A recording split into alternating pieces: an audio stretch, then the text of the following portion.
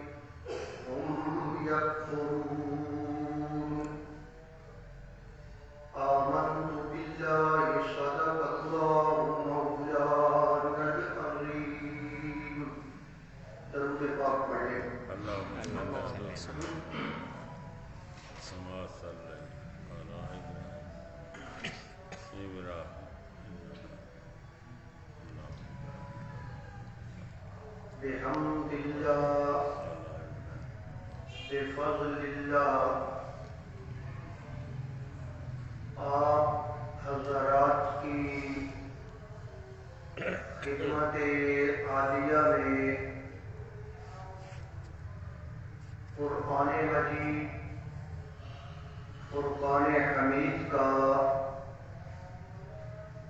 14واں پارہ سورۃ النحل کا ترجمہ عرض کیا جا رہا ہے۔ پچھلے بیانات میں اس سورت کی روح سے آپ نے اللہ تبارک و تعالی کی عظمت اور اس کی توحید کے بہت سارے دلائل سماعت فرمائے ہیں۔ ان میں سے آپ نے سنا کہ اللہ تبارک و تعالی نے بارش کا نظام بیان فرمایا اور اسے اپنی قدرت کا نشان ٹھہرایا۔ اللہ تبارک و تعالی نے پالتو جانوروں کے دودھ کا ذکر فرمایا اور اسے بھی اپنی نعمت اور قدرت سے تعبیر فرمایا۔ اسی طرح اللہ تبارک و تعالی نے کھجوروں اور انگوروں کا ذکر کیا اور ان سے بننے والی اشیاء کی طرف اشارہ کرتے ہوئے اپنی قدرت اور اپنی توحید کو ثابت فرمایا۔ پھر اللہ تبارک و تعالی نے شہد کی مکھی کا ذکر فرمایا اور اس کا نظام اور اس کی وہ کاریگری بیان فرماتے ہوئے اللہ تبارک و تعالی فرماتے ہیں کہ یہ میری قدرت ہے، یہ میری شان ہے کہ میں نے اس مکھی کے دل کے اندر یہ بات ڈالی اور وہ اس طرح پورے نظم و ضبط کے ساتھ کام کر رہی ہے اور ایک ایسا مشروب تیار کر رہی ہے فیہ شفاء للناس، جس کے اندر لوگوں کے لیے شفا رکھتی ہے۔ اللہ تبارک و تعالی یہ سارے دلائل بیان کرتے ہوئے ساتھ یہ بھی فرماتے ہیں ان فی ذالک لآیۃ، کہ اگر جس چیز کے اندر بھی غور کرو تو اس میں بھی اللہ کی قدرت، اس کی عظمت اور اس کی توحید کے دلائل موجود ہیں۔ ان فی ذالک لآیۃ لقوم یسمعون، پھر فرمایا ان فی ذالک لآیۃ لقوم یعقلون، پھر فرمایا ان فی ذالک لآیۃ لقوم یتفکرون۔ اس لیے میرے بھائی ان تینوں آیتوں سے یہ ثابت ہوا کہ اللہ تبارک و تعالی کی قدرت اور توحید کو سمجھنے کے لیے سننا، سمجھنا اور فکر و غور کرنا یہ بہت ضروری ہے۔ پھر اللہ تبارک و تعالی نے انسان کی موت اور اس کی تخلیق کا ذکر فرمایا اور ارشاد فرمایا کہ کس طرح ایک انسان کو اللہ تبارک و تعالی ماں کے پیٹ میں تخلیق کرتا ہے اور پھر اللہ تبارک و تعالی وقت آنے پر تمہیں موت بھی دیتا ہے، تمہیں کمزور کر دیتا ہے اور کمزور کرتے کرتے اس کا اینڈ اور اس کا نتیجہ کیا نکلتا ہے کہ اللہ تمہیں موت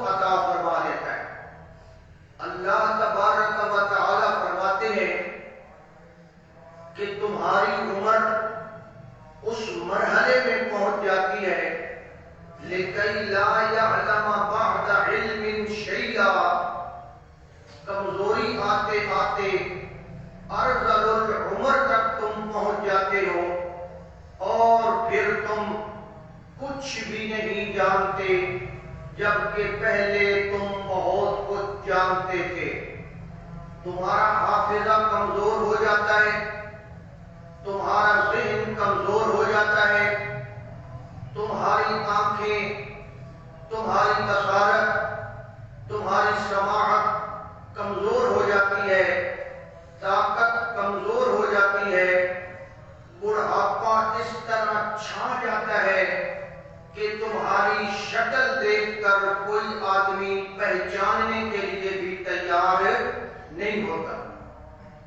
اگر آپ اپنے بچپن کی تصاویر دیکھیں، پھر آج کی تصاویر دیکھیں، بڑھاپے نے ہمیں کیا سے کیا بنا دیا، تو یہ اللہ تبارک و تعالی کی عظمت کی دلیل ہے کہ کس طرح انسان کے اوپر یہ حالات وارد ہو رہے ہیں اور طاری ہو رہے ہیں، اور یہ اللہ کی عظمت کی دلیل ہے۔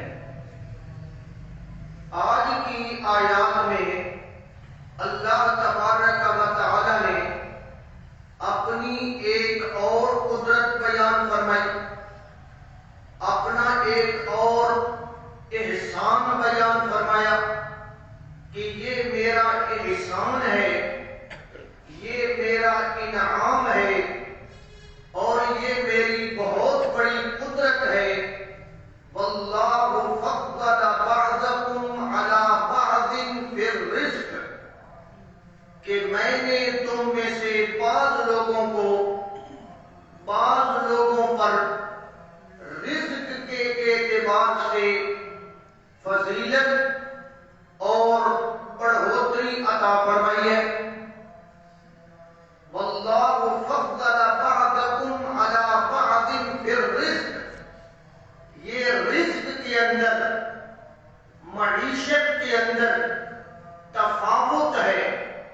اور آپ جانتے ہیں ہم جتنے حضرات بیٹھے ہیں، ہمارا رزق جو ہمیں مل رہا ہے، ہمارا وہ پیسہ جو ہم کما رہے ہیں، وہ برابر نہ ہے اور نہ کبھی ہو سکتا ہے کہ ہم سارے کے سارے اللہ کے دیے ہوئے رزق میں برابر ہو جائے، یہ کبھی نہیں ہو سکتا۔ بعض کے پاس رزق زیادہ ہوتا ہے اور بعض کے پاس وہی رزق کم ہوتا ہے۔ یہ اللہ تبارک و تعالی کی ایک قدرت ہے، اور اس دنیا کا نظام چلنے کے لیے ایک ضرورت ہے۔ میں کہہ رہا ہوں اللہ کی قدرت بھی ہے اور نظام دنیا کی ایک ضرورت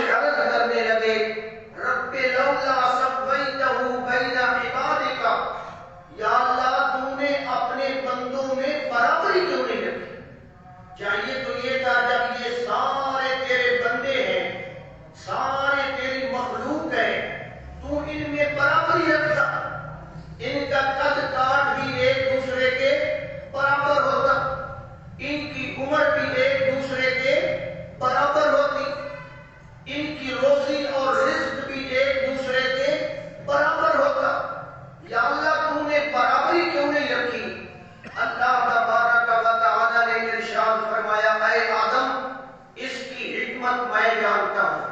اگر میں تمام لوگوں کو برابر کر دیتا, ایک جیسا کر دیتا, تو پھر میرا شکر کون ادا کرتا؟ پھر کون اللہ کا شکر ادا کرتا؟ پھر جناب مصیبت اور تکلیف کا احساس ہی ختم ہو جاتا جب سب برابر ہیں. اس لیے میرے بھائیوں, یہ اللہ تبارک و تعالی کا بہت بڑا بہترین نظام ہے کہ اللہ نے فرق رکھا. اور اس جہان کے اندر جتنی خوبصورتی پائی جاتی ہے, جتنی اس جہان کے اندر چیزیں پائی جاتی ہیں, اس دنیا کا حسن یہ ہے کہ اللہ نے ان میں تنوع رکھا ہے. تنوع کا معنی ہے مختلف قسم کی چیزیں اللہ نے بنائی ہیں. پنجابی میں آپ سمجھے رنگا رنگ کی چیزیں بنائی ہیں. فرق و فرقی اللہ نے بنایا ہے, اور یہی اس کائنات کا حسن ہے. اس جہاں کو زیب ہے اختلاف سے. اگر یہ فرق نہ ہوتا, اگر اختلاف نہ ہوتا, اگر یہ کمی بیشی نہ ہوتی, تو اس جہان کے اندر یہ خوبصورتی کبھی نہ ہوتی. نہ آپ باغ میں جاتے ہیں, باغ میں اگر سارے پھول ایک جیسے ہیں, ایک ہی رنگ ہے, ایک ہی سائز ہے, ایک ہی خوشبو ہے, تو باغ کی خوبصورتی زیادہ ہوگی یا فرق و فرقی ہو تو؟ کسی کا رنگ جدا, کسی کی شکل جدا, کسی کی خوشبو جدا. اس واسطے کہتے ہیں گل ہائے رنگا رنگ سے ہے زینت چمن. گل ہائے رنگا رنگ سے ہے زینت چمن. اے زیب ہے اس جہاں کو, اے ذوق زیب ہے اس جہاں کو اختلاف ہے. ذوق یہ شعر بنانے والا ہے. تو اللہ تبارک و تعالی نے یہ جو فرق رکھا ہے, اللہ اس کو اپنی قدرت اور نعمت سے تعبیر کر رہے ہیں. یہ میری قدرت ہے اور یہ میری نعمت ہے. واللہ فضل بعضکم علی بعض فی الرزق. میں نے رزق کے اندر, میں نے رزق میں تمہیں فضیلت دی بعض و بعض پر. اور ایک اور مقام پر فرمایا وَلَوْ بَسَطَ اللَّهُ الرِّزْقَ لِعِبَادِهِ لَبَغَوْا فِي الْأَرْضِ. وَلَوْ بَسَطَ اللَّهُ الرِّزْقَ, اگر اللہ سب لوگوں کو فراوانی کے ساتھ رزق دے دیتا تو پھر کیا ہوتا؟ لَبَغَوْا فِي الْأَرْضِ, تو یہ لوگ دنیا کے اندر بغاوت کرنے لگ جاتے. اس لیے اللہ نے توازن اور بیلنس رکھا ہے. کسی کا رزق کم ہے, کسی کا رزق زیادہ ہے. اور یہ کوئی یہ نہیں ہے کہ ہم کہیں کہ بہت بڑی ناانصافی ہے. یہ اللہ تبارک و تعالی کا بہت بڑا انصاف ہے اس نظام کو چلانے کے لیے, کیونکہ اللہ تبارک و تعالی اس کی حکمت خود ہی جانتا ہے. حکمت کے ساتھ پیدا کیا. اب کوئی آدمی کسی کی کوئی شکل ہے, یہ شکلوں میں فرق ہے یا نہیں ہے؟ ہم تو کہیں گے کہ اللہ نے یہ کیوں رکھا, یہ تو بڑی زیادتی ہے. جناب کسی کی عمر زیادہ ہے, کسی کی کم ہے. اس کی اصل حکمت کون جانتا ہے؟ اللہ تبارک و تعالی جانتے ہیں. ایک چھوٹی سی حکمت اللہ نے بیان کر دی کہ وَلَوْ بَسَطَ اللَّهُ الرِّزْقَ لِعِبَادِهِ, اگر بندوں کا رزق کھلا کر دیا جاتا, ہر ایک کو کھلا رزق دیا جاتا, تو یہ بندے پھر زمین کے اندر کیا کرتے؟ بغاوت اور فساد کرتے. بغاوت اور فساد اسی لیے تھوڑا بریک میں چل رہا ہے کہ ہم رزق میں, آسائش میں, دنیا کے مال و متاع میں برابر نہیں. اللہ تبارک و تعالی نے یہ مسئلہ قرآن مجید کے اندر بہت سارے مقامات پر بیان فرمایا ہے. سورۃ زخرف کے اندر بھی اللہ تبارک و تعالی نے یہ مسئلہ بیان فرمایا ہے. اور جو حضرات درس قرآن سنتے ہیں جامع مسجد میں, وہ اس سورت کا وہ سارا مفہوم وغیرہ سن چکے ہیں, اور انہیں یہ دلائل بڑے اچھے انداز انداز میں سمجھ آ جائے گی۔ کافروں کا ایک اعتراض اور سوال تھا کفار کا۔ ان کا اعتراض یہ تھا کہ دیکھو جی ہم بھی قریشی، ہم بھی بڑے مالدار، ہم بھی بڑے ٹھیک ٹھاک آدمی، خاندانی آدمی ہیں، لیکن اللہ تبارک و تعالی نے جب نبوت کا تاج سجانا تھا تو اللہ نے عبداللہ کے یتیم کے سر پہ کیوں تاج سجایا؟ کیا ہم اس کے اہل نہیں تھے؟ ہمیں اللہ نبوت نہیں دے سکتا تھا؟ یہ کافروں کا اعتراض تھا۔ وَقَالُوا لَوْلَا نُزِّلَ هَذَا الْقُرْآنُ لَوْلَا نُزِّلَ، دلائل ختم ہو گئے نا کسے بندے کو بات کی ہو جائے اعتراض، یہ ہو جائے اعتراض، ذاتی قسم کے اعتراض لوگ شروع کر دیتے ہیں، آج بھی یہی معاملہ ہے۔ لولا نزل هذا القرآن، اللہ نے یہ قرآن کیوں نہیں نازل کیا؟ یہ تو نازل ہونا چاہیے تھا علی رجل من القریتین عظیم، ان دو شہروں میں سے کسی بڑے آدمی پہ قرآن نازل ہونا چاہیے تھا۔ بڑے سے مراد ان کی تھی دنیا کے اعتبار سے بڑا، مال و متاع کے اعتبار سے بڑا، چودراہٹ کے اعتبار سے بڑا، اور وہ اعتراض کر رہے ہیں اللہ کی دین پہ، اللہ کی عطا پہ اعتراض کر رہے ہیں۔ لولا نزل هذا القرآن على رجل من القریتین، یہ مکہ مکرمہ کا شہر اور یہ طائف کا شہر، ان شہروں میں بڑے بڑے زمیندار رہتے ہیں، بڑے بڑے لینڈ لارڈ رہتے ہیں، بڑے بڑے امیر کبیر لوگ رہتے ہیں، بڑے بڑے خاندانی لوگ رہتے ہیں، بڑے بڑے جناب ذہین اور عقل مند لوگ رہتے ہیں۔ لولا نزل هذا القرآن على رجل من القریتین عظیم، کیا یہ قرآن نازل کرنے کے لیے، نبوت سے سرفراز کرنے کے لیے، کیا اللہ کو یہی عبداللہ کا یتیم ملا تھا؟ اس کے علاوہ اللہ کو اور بندہ کوئی نہیں ملا تھا؟ اللہ تعالیٰ نے ہمارے اوپر یہ قرآن نازل کیوں نہیں کیا؟ یہ ان کا ایک بے وقوفانہ اعتراض، جس طرح وہ اعتراض تھا نا کہ اللہ نے اس نبی کو بشر کیوں بنایا، انسان کیوں بنایا؟ اللہ نے فرمایا اگر میں فرشتہ بناتا تو پھر تم سارے ڈر کر بھاگ جاتے، فرشتہ آ گیا، اور اگر فرشتہ انسان کی شکل میں آتا پھر تم نے کہتا تھا یہ تو انسان ہے۔ تو یہ ان کا بے وقوفانہ اعتراض ہے۔ اعتراض بھی وہ کرنا چاہیے میرے بھائیوں جڑا کم از کم کچھ تھوڑا بالا ڈبتے تھے، اور یہ جناب اللہ نے اس کو کیوں دیا نا؟ اللہ کسی اور کو دے دیتا، ایک بندے کو اللہ نے دینا تھا، کسی اور کو نبی بنا دیتا تو باقی پھر یہ اعتراض کرتے کہ نہ کرتے؟ وہ کہتے کہ اس کو کیوں دیا ہے، ہمیں کیوں نہیں دیا؟ کسی کو تو اللہ نے دینا ہے۔ اس لیے یہ اعتراض ان کا عقلی اعتبار سے بالکل بودا اور غلط اعتراض ہے۔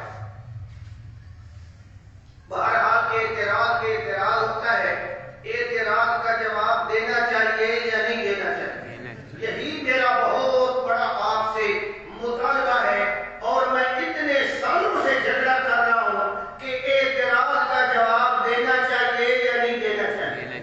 اور اگر کوئی اعتراض کرے دین پہ، کسی چیز پہ، تو اس کی تسلی اور تشفی کرنا ہماری ذمہ داری ہے۔ اور اگر ہم یہ کہہ دیں بھائی ہم تو اعتراض کا جواب نہیں دیتے، بھائی ہم تو نہیں دیتے، تو اگلے کو تسلی ہو جائے گی؟ یہ تو جناب بھاگنے والی بات ہے۔ اس لیے جو حق والا ہوتا ہے نا وہ بھاگتا نہیں، وہ جواب دیتا ہے۔ اب کافروں کا اعتراض ہے، مسلمانوں کا بھی نہیں، کافروں کا، اور جواب اس کون دے رہا ہے جی؟ اللہ۔ جب اللہ جواب دے سکتا ہے تو جناب والا ہمیں بھی اعتراضوں کا جواب دینا چاہیے یا نہیں دینا چاہیے؟ دینا چاہیے، سوال بھی کرنا چاہیے۔ یہ ضروری ہے میرے بھائی، ضروری ہے۔ پھر میں کہہ رہا ہوں اگر آپ یہ کام نہیں کریں گے، اگر آپ کو کوئی بات سمجھ نہیں آ رہی اور آپ خاموش بیٹھے ہیں، نہیں سمجھ آ رہی خاموش بیٹھے ہیں، تو کیا خاموش بیٹھنے سے آپ کو سمجھ آ جائے گی؟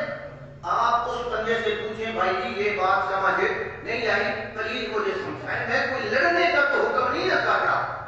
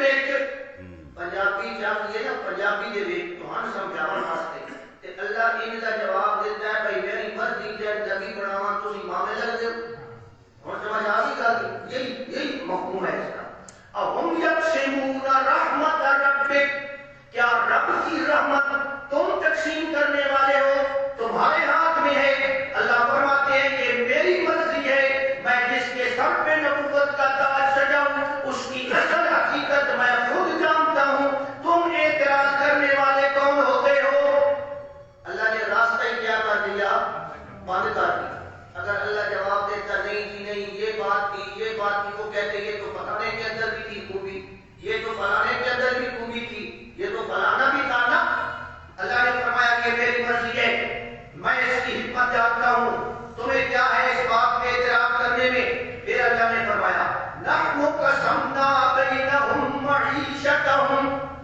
یہ تو نبوت والی رحمت ہے یہ تو نبوت والا مقام ہے یہ تو چھوٹی سی چیز یہ دنیا کا مال و متاع یہ دنیا کا رزق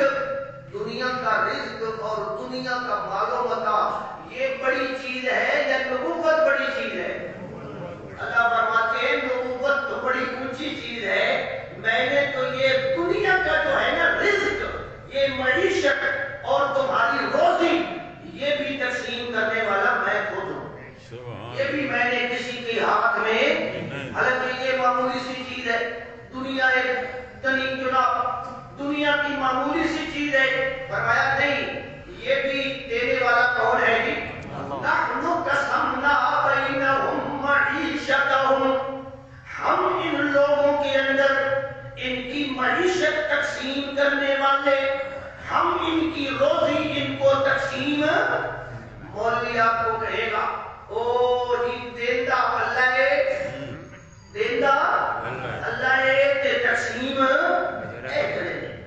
اللہ فرما رہا ہے نحن قسمنا میں تقسیم کرنے والا روزی دینے والا بھی کون اور روزی فرد کو فرد کی تقسیم کرنے والا بھی کون نحن قسمنا بینہم معیشتہم فی الحیات الدنیا اس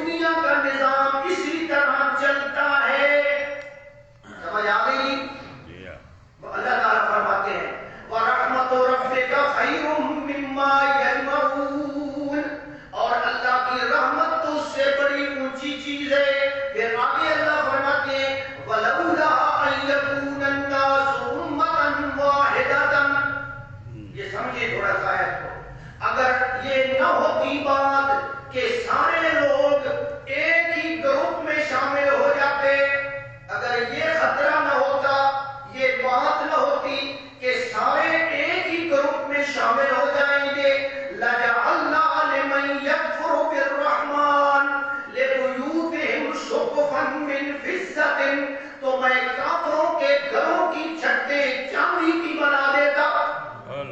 اللہ فرماتے ہیں اگر یہ خطرہ نہ ہوتا نا تو میں جو کافروں کے گھر ہیں لمن یکفر بالرحمن، جو کافر ہیں ان کے گھروں کی چھتیں چاندی کی میں بنا دیتا، اتنا مال و دولت ان کو دیتا۔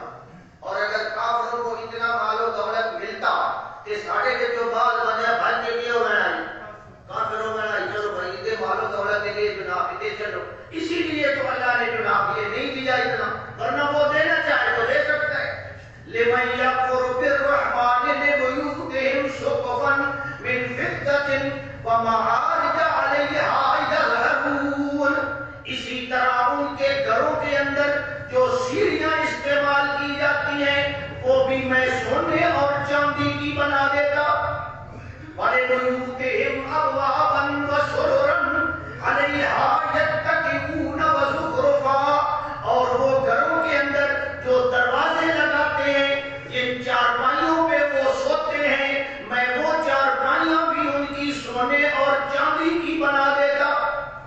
یعنی اگر خطرہ نہ ہوتا نا تو اللہ کافروں کو اتنا مال و دولت دیتا، اتنا سونا چاندی دیتا کہ ان کے گھروں کی چھتیں بھی چاندی کی اور ان کی سیڑھیاں بھی سونے اور چاندی کی اور ان کی چارپائیاں بھی سونے اور چاندی کی اور جناب ان کے گھروں کے دروازے بھی سونے اور چاندی کے ہو جاتے۔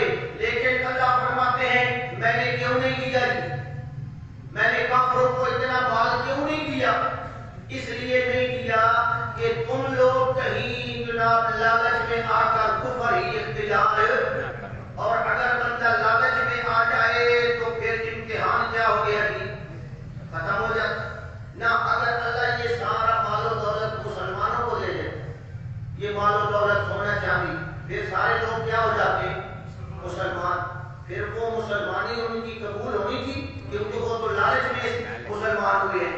لالچ میں تو جناب قبول ہی نہیں ہوتی، نہ لالچ کا ایمان قبول ہے نہ زبردستی کا ایمان قبول ہے۔ یہ بات سمجھیں، ایمان وہ قبول ہے کہ آدمی اپنی نیت اور اپنے ارادے سے قبول کرے۔ یہ تو لالچ میں آ گیا جناب والا فلاں یہ کریں گے وہ کریں، اللہ فرماتے ہیں اسی لیے میں نے یہ فرق رکھا ہے اور کافروں کو میں اتنی روزی دے دیتا کہ وہ جناب تم حیران ہو جاتے۔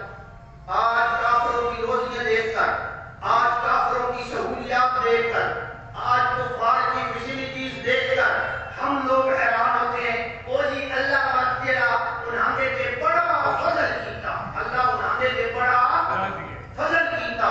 وہ میرے بھائی کچھ سمجھو فضل اللہ نے تیرے اوپر کیا ہے کہ تجھے اللہ نے اسلام اور ایمان کے ساتھ جوڑا ہے۔ ان کے اوپر کون سا فضل کیا ہے کہ اللہ نے تو ان کو وہ لٹری ہوئی دولت دی۔ یہی ایک بات تو حضرت عمر کر رہے تھے جب حضور جناب اپنے کمرے میں بیٹھے ہیں، وجود پر کوئی کپڑا نہیں ہے، چٹائی پہ لیٹے ہوئے ہیں، نشان پڑ گئے، حضرت عمر رونے لگ گئے۔ حضور نے فرمایا عمر روتا کیوں ہے؟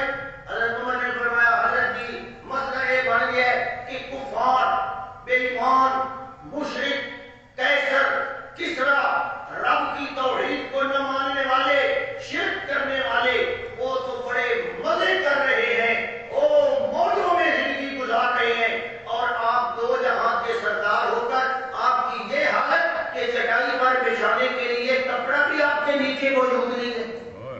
حضرت عمر نے یہی تو اعتراض کیا، وہ بڑی موجیں کر رہے ہیں۔ حضور نے کیا جواب دیا؟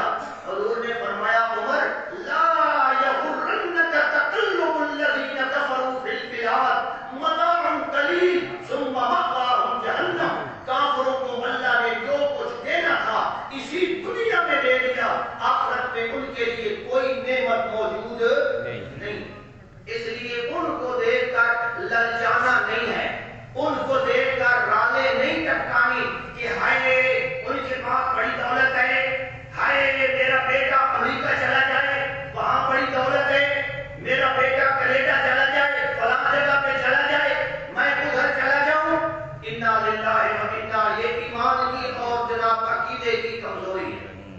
اللہ نے جو سب سے بڑی نعمت ہمیں دی ہے وہ اللہ کا قرآن ہے، اور یہ پتہ اس وقت چلے گا جب آنکھیں بند ہوگی۔ ابھی تک تو ہم سمجھ رہے ہیں کہ بھوکے بھاڑے جناب بڑے ذلیل ہو رہے ہیں، بڑے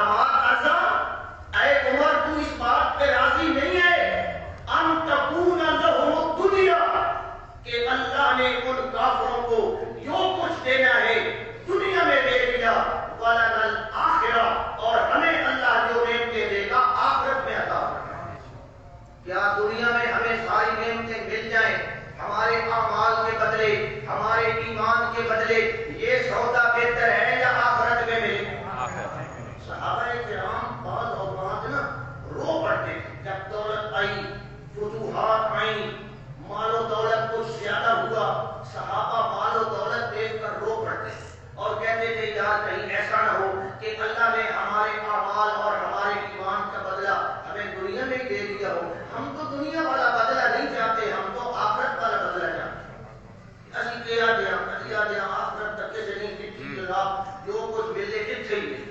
یہ ایمان اور یقین کی بات ہے. اللہ ہمیں یقین عطا فرمائے. اور یقین جب پیدا ہوگا جب قرآن کے ساتھ تعلق ہوگا، کیونکہ قرآن میں یہ سارے مسائل ہیں. اس لیے میرے بھائی اللہ فرماتے ہیں کہ اگر یہ خطرہ نہ ہوتا کہ سارے لوگ ایک ہی مذہب پہ ایک ہی عقیدے پہ جمع ہو جائیں گے تو اللہ تعالیٰ کافروں کو برکت دے گا. آج بھی اللہ نے مسلمانوں کی نسبت کافروں کو دولت زیادہ دی ہوئی ہے اور ہم یہاں پریشان ہو رہے ہیں جناب. وہی ان کا یہ ہے جناب، تسی کافراں دا ایک گھر ویکھو نا کہ تسی انہاں دا ایک جہاز ویکھو، تھوڑا جناب قتل ہی لگ رہا ہے. دنیا کو یار سے ہے کوئی نہ، بالکل ہم دنیا کے اعتبار سے کوئی چیز نہیں ہے، لیکن اللہ نے ہمیں ایمان کی دولت دی، قرآن کی دولت دی، کلمے کی دولت دی. اللہ فرماتے ہیں اس سے بڑی دولت اور کوئی. یا ایھا الناس قد جاءتکم موعظۃ من ربکم وشفاء لما فی الصدور وہدی ورحمۃ للمؤمنین قل بفضل اللہ وبرحمتہ فبذلک فلیفرحوا هو خیر مما یجمعون. اللہ فرماتے ہیں یہ قرآن ہم نے تمہیں دیا، اس میں نصیحت ہے، اس میں شفا ہے. هو خیر مما یجمعون. جو چیزیں تم جمع کر رہے ہو نا یہ اللہ کے قرآن کا علم ان سے بہتر ہے. یہ بہتر مانتے ہو یا نہیں مانتے ہو؟ ایک مجمع میں قرآن کا بیان ہو رہا ہے، وہ مجمع بہتر ہے یا نہیں ہے؟ بہتر ہے. ایک آدمی قرآن پڑھ رہا ہے، پڑھا رہا ہے، وہ دوسروں سے بہتر ہے یا نہیں ہے؟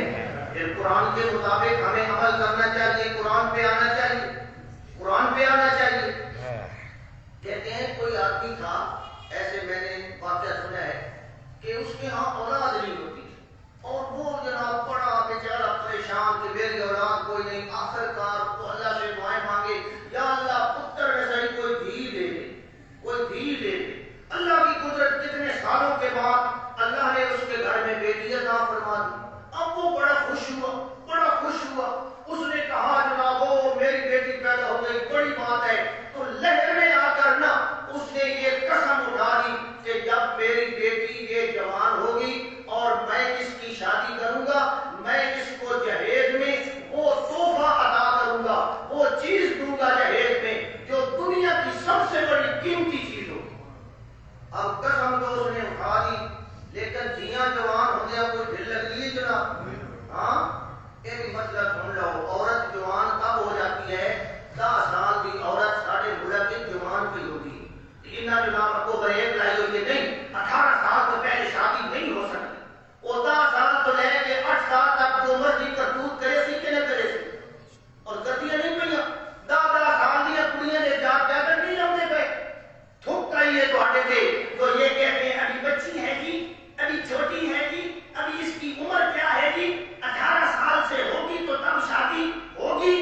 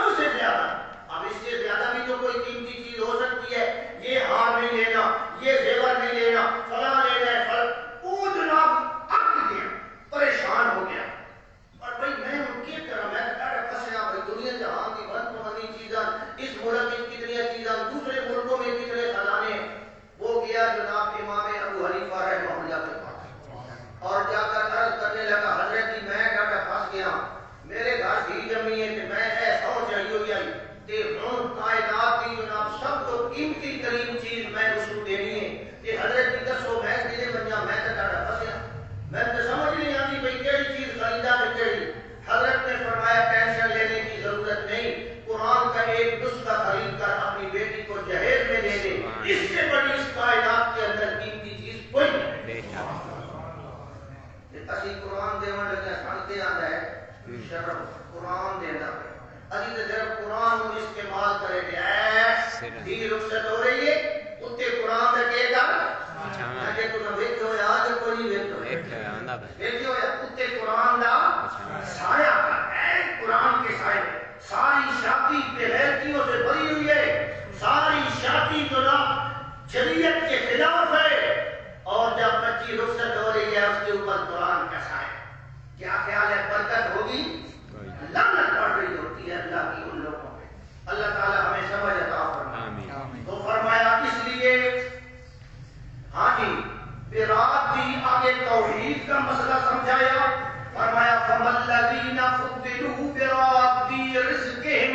اب اس آیت کو سمجھنا، اللہ فرماتے ہیں او لوگوں میں نے فرق و فرقی دنیا کی دولت دی ہے، کسی کو زیادہ کسی کی کم دی ہے، فَمَا الَّذِينَ فُضِّلُوا بِرَادِّ رِزْقِهِمْ۔ اللہ فرماتے ہیں تم میں سے جن لوگوں کو میں نے زیادہ رزق دیا ہے، جنہیں میں نے امیر کبیر بنایا ہے، آگے اللہ ایک بات بتاتے ہیں فَمَا الَّذِينَ فُضِّلُوا بِرَادِّ رِزْقِهِمْ۔ تم تو یہ نہیں چاہتے ہو کہ اپنے نوکروں کو اپنے برابر کا مال و دولت دے کر ان کو بھی اپنے برابر کر لو، کرنا چاہتے ہیں کہ ہم بِرَادِّ رِزْقِهِمْ عَلَىٰ مَا مَلَكَتْ أَيْمَانُهُمْ۔ تمہیں اللہ نے مال و دولت دیا، تم چاہتے ہو کہ میں نوکر کو بھی اتنا ہی دولت دے دوں جتنی میرے پاس ہے، اور میرا نوکر میرے کیا ہو جائے؟ برابر ہو جائے۔ یہ تم چاہتے ہو؟ کوئی کارخانہ دار چاہتا ہے کہ میرے کارخانے کا مزدور میرے برابر ہو جائے؟ کوئی نہیں چاہتا۔ کوئی ملک زمیندار چاہتا ہے کہ میرا مدیرہ اور میرا مسلی میرے برابر نہیں نہ کوئی چاہتا، اور کوئی جناب آقا نہیں چاہتا کہ میرا غلام میرے برابر۔ میں ایک دفعہ ایک ملک کو دیا کہ خودے کول جناب کرسیاں چھوٹیاں پڑیاں منجی پہ آپ کو منجی سے بیٹھا، میں نے اس کرسی سے بہایا کہ ایک کو مسلی آ وہ مسلی نو جناب نا وہ گل کرن لگا کہ مسلی نو اس تلے بہایا کہ تلے بیٹھ، میں نے بڑا عجیب لگا، میں کہ یار کرسیاں چھوٹیاں اس نے مسلی کو تلے بہایا کہ اس نے آدھا پہ کرسی تو تے بیٹھ رو پڑی گیا کرسیاں، میں اس کو رکا دے پوچھا، اس آخیا مولوی صاحب یہ ضروری ہے کہ فرق تو سی مسلی بھی کرسی تے پوے تے میں بھی کرسی تے پوا دے واسطے جان کے دے۔ تو میرے بھائی ہم تو برابر بٹھانا بھی گوارا تو ہم اس کو دولت اپنی دے دیں اور اس کو ہم اپنا برابر کرنا چاہتے ہیں؟ کبھی بھی ہم نہیں چاہیں گے کہ میرا جناب ماتحت آدمی، میرا نوکر، میرا مزدور، میرا مدیرہ وہ میرے برابر ہو جائے، میں اس کو آدھی دولت دے دوں، برابر کا ہو جائے۔ آپ برابری چاہتے ہیں؟ کوئی بندہ چاہتا ہے؟ کوئی دکاندار دے دے، کوئی چاہتا ہو کہ یار اس کو اپنے برابر کر دو، اپنے برابر تم کرنا نہیں چاہتے۔ اللہ نے اسی نقطے کو سمجھاتے ہوئے نقطہ توحید بیان کیا کہ جب تم اپنے ماتحت کو اپنے برابر نہیں دیکھنا چاہتے، اللہ بھی اپنی مخلوق کو اپنے برابر نہیں دیکھنا چاہتے۔ جب تمہارے اندر غیرت ہے، اللہ کے اندر غیرت کوئی نہیں۔ اللہ اغیرو، اللہ تم سے زیادہ غیرت مند ہے۔ فرمایا یہ تمہاری توہین ہوتی ہے کہ تمہارے برابر تمہارا نوکر آ جائے، کیا اللہ کی توہین نہیں ہوتی کہ اللہ کی مخلوق اس کے برابر آ جائے؟ اللہ کو بھی سجدہ اور